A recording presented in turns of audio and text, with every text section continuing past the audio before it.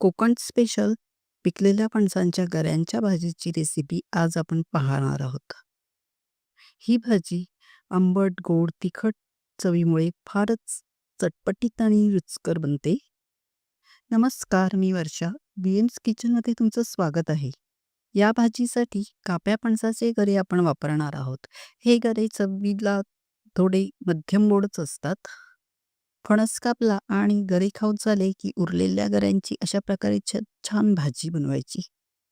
हे बघा, हे काप्या फणसाचे गरे आपण धुवून घेतले आहेत आणि मग त्यांची हातानेच असे तुकडे करायचे. त्यातील बी अशा प्रकारे काढून घ्यायची. वर जर दोरे असतील तर तेही काढून टाकायचे. तुम्ही पाहिजे तर हे असेच मोठे तुकडे भाजीला वापरू शकता, पण मी हे उभे चिरून बारीक करून घेणार आहे. ही बघा, यातील बी म्हणजे साठवळ, याच्यावरचे हे वरचे आवरण काढून टाकायचे. पण इथे आपण या बिया भाजीत वापरणार नाही आहोत. चला तर यासाठी एक झटपट वाटण तयार करूया. त्यासाठी कढईत एक उभा चिरलेला कांदा घालून त्यावर 2 चमचे तेल सोडले.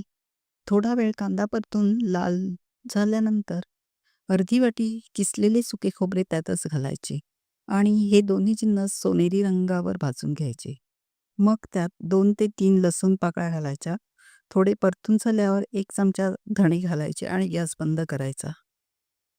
या वाटणात आपण 2 हिरव्या मिरच्या आणि पाव वाटी कोथिंबीर घेणार आहोत. आता हे सगळे जिन्नस मिक्सरच्या भांड्यात घेऊन थोडे रवाळच वाटून घ्यायचे. इकडे फोडणीसाठी गॅसवर कढई ठेवून त्यात 2 मोठे चमचे तेल घातले. मग अर्धा चमचा मोहरी घातली. मोहरी तडतडल्यावर 2 हिरव्या मिरच्या घातल्या. मग अर्धा चमचा हळद घालून गऱ्यांचे तुकडे त्यावर घातले आणि छान परतून घेतले. थोडे परतल्यावर त्यात तयार केलेले वाटण घातले आणि चवीपुरेसे मीठ घालून सगळे मिक्स करून थोडे पाववाटी पाणी घातले, म्हणजे सगळे जिन्नस एकजीव होतील. आणि मग झाकण ठेवून एक वाफ येऊ दिली. 4 ते 5 मिनिटांनंतर झाकण काढून भाजी शिजले की नाही हे पाहिले. आपली भाजी आता शिजून तयार आहे. ही भाजी तुम्ही भाकरी, चपाती सोबतही खाऊ शकता किंवा अशीचही खाऊ शकता. ही भाजी फक्त जिरं मिरचीवर करून उपासासाठीही बनवता येते. रेसिपी आवडली तर या प्लेलिस्टवर क्लिक करून चॅनलला नक्की लाईक आणि सबस्क्राईब करून कमेंट करा.